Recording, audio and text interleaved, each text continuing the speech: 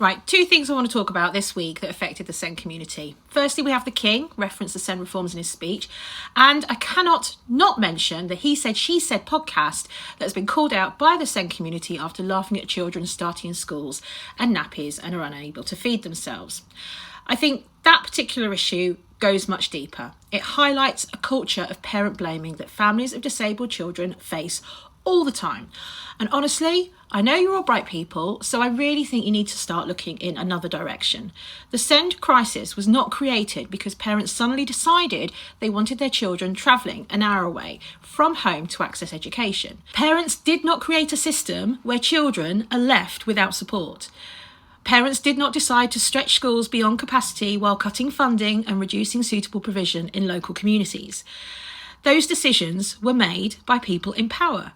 Over the last decade, schools have become much bigger, more pressured, more crowded, and less able to meet the needs of vulnerable children.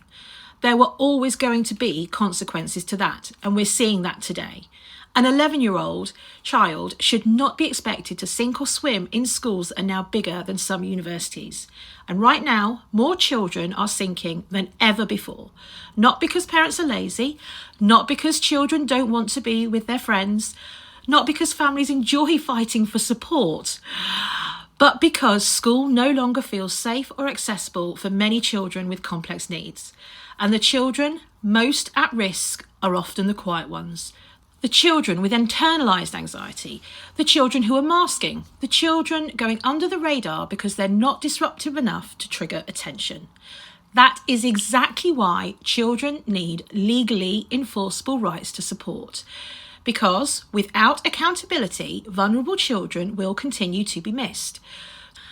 So instead of not mocking families because their children are wearing nappies or they can't feed themselves or they're not able to attend school, start asking why the system is failing them, especially in the light of the King's speech this week.